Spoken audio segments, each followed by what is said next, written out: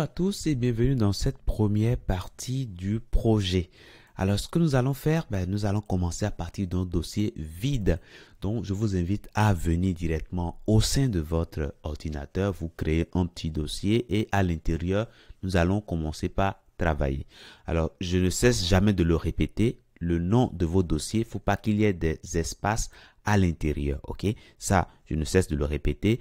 Également, si vous voulez qu'il y ait un peu d'espace, vous pouvez mettre tout simplement les caractères underscore ou bien les tirets du 6, ok? Tout simplement pour séparer vos mots. Donc voilà. Donc là, c'est bon. Maintenant, on pourra rentrer à l'intérieur ici. Et ce qu'on va faire, nous allons commencer par créer un fichier. Ok, on va créer un nouveau fichier, si vous voulez, qui va s'appeler, allez, on va mettre index.html. Et là encore, je ne cesse de le répéter. Il ne faut pas mettre de l'espace dans le nom des fichiers. Alors, si je répète autant, c'est parce que beaucoup d'étudiants, en tout cas les débutants, commettent ces erreurs-là.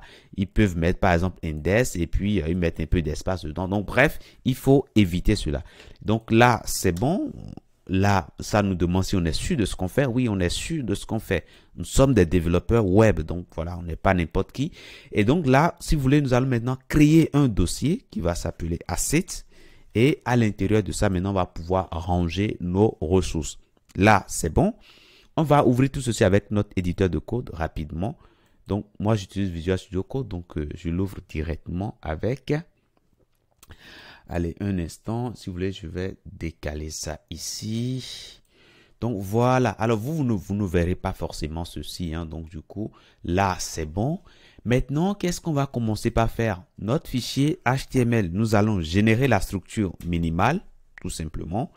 Et une fois que c'est généré, qu'est-ce qu'on va faire maintenant? On va mettre un nom.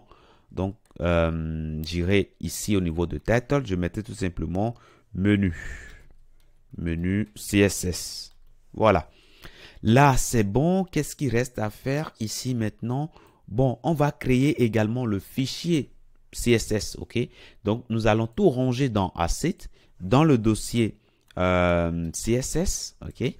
Et à l'intérieur de ce dossier CSS, là, je vais créer ici un fichier main.css.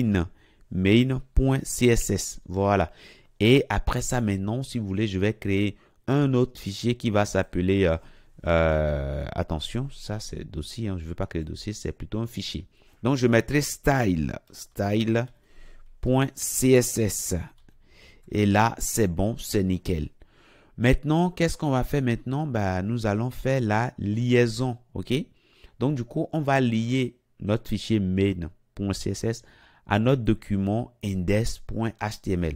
Donc on mettra tout simplement link et puis on va préciser qu'il faudra aller dans Asset, qu'il faudra aller dans CSS et prendre le fichier main. Là, c'est bon, c'est nickel. Maintenant, dans le main ici, nous allons simplement importer les feuilles de style que nous associons à notre document. OK? Donc, du coup, nous allons utiliser ici @import et nous allons indiquer que d'aller nous récupérer tout simplement dans Asset, d'aller récupérer tout simplement le fichier style.css, tout simplement. Alors, imaginez que demain, nous créons par exemple une autre feuille de style, par exemple, qui s'appelle, je sais pas moi, produit, par exemple, qui va peut-être servir à garder les feuilles de style qu'on va utiliser pour designer nos produits. Alors là, c'est juste un exemple très simple. Hein. Dans ce cas-là, nous allons penser également venir au niveau de main et importer à nouveau cette nouvelle feuille de style produite qu'on aura définie, ok? Et ce faisant, on n'aura plus du tout à modifier notre document ici. Cette ligne-là est suffisante pour inclure tout ce que nous avons comme ressources, ok? Donc, l'avantage que nous avons de sérier les choses comme ça, de faire les choses de la sorte, c'est tout simplement éviter de faire beaucoup d'imports ici, qui parfois même rendent incompréhensible notre document, ok? Voilà. Donc là, c'est bon, je me permets d'enlever ceci. Hein. Là, vous avez compris. Maintenant, avant de finir, comme nous allons utiliser un certain nombre de propriétés et qui vont pas beaucoup changer déjà d'éléments d'un élément à un autre, nous allons penser créer un petit framework, ok? Une petite boîte à outils qui nous permettra rapidement de retrouver ce que nous voulons. Vous connaissez les électriciens quand ils viennent à la maison pour réparer les compteurs. Vous voyez qu'ils ont une petite boîte, non? Ils ont une petite boîte, il y a des clés dedans et quand ils veulent bosser, ils savent déjà ce qu'il y a dans leur petite boîte.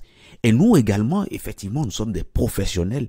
Nous n'allons pas travailler comme des amateurs. Hein. Nous allons créer nous-mêmes notre petite boîte que nous allons garder et pouvoir l'utiliser pour aller plus vite. Ok? Donc du coup, je vais venir ici au niveau de mon dossier CSS là et je vais créer, je vais créer un dossier qui va s'appeler utile. Utile. Ok? Donc à l'intérieur, nous allons ranger les fichiers qui seront utiles. Alors je vais mettre ici tout simplement, je vais mettre utile.css. Donc à l'intérieur, on va pouvoir ranger tout ce qui sera utile pour notre boulot. Donc ici, n'oublions pas, il faut qu'on l'intègre. Alors, tout ce qui sera utile sera utilisable sur toute la page. Donc, je préfère le mettre au début ici. Donc, je mettrai ici utile et puis le fichier utile. Et là, c'est bon, c'est parfait. OK? Donc, dans la prochaine partie, nous allons tout simplement créer notre boîte à outils pour pouvoir continuer le travail en toute sérénité. OK? Alors, si vous avez fait la mise en place, alors je vous dis bravo et puis merci, à tout de suite dans la prochaine.